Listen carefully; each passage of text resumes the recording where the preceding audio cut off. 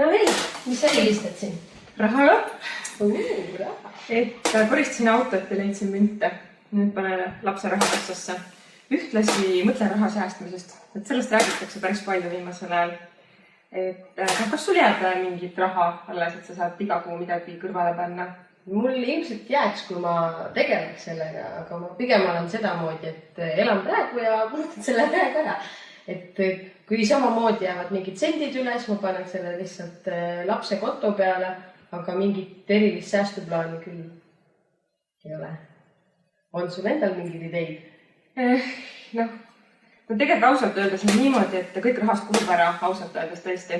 Võib-olla kuu alguses õnnestuks mingi paarkümmend eurot panna kõrvale.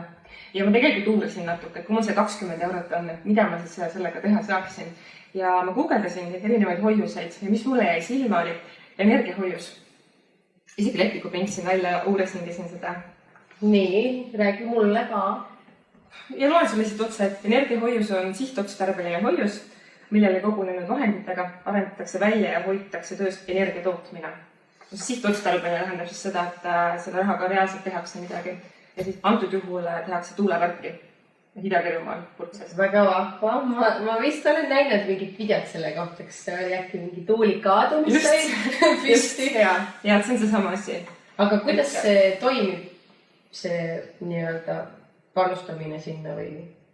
No siin on lihtsalt nii, et sa pead avama see energiahoiuse enda avaldusi täitma ja siis saabki sellise summa panna, mis sa ise tahad, mis sul on võimalik. Ja saabki kas või iga kuu panna 20 eurot teha, iga kuu 20 eurot sinna sisse maksa. Aga kui mul mõni kuu on näiteks ainult 5 eurot? Jah, siis võib 5 eurot panna. Ja kui mõni kuu ei saa üldse panna, siis ei panegi üldse. Et tundub hea variant, et 5,5% on siin aasta intress. Siis ta ju täitsa kogub. Ja samas on see raha kasutuses, et see ei saa niisama kuskil. Reaalselt sellega tehakse midagi, tõesti ehitatakse mingit suurt asja selle asjaga üles. Et ma jätan sulle selle lepingu siia, saad ka vaadata. Siit saab hoiustada küll. Aitäh!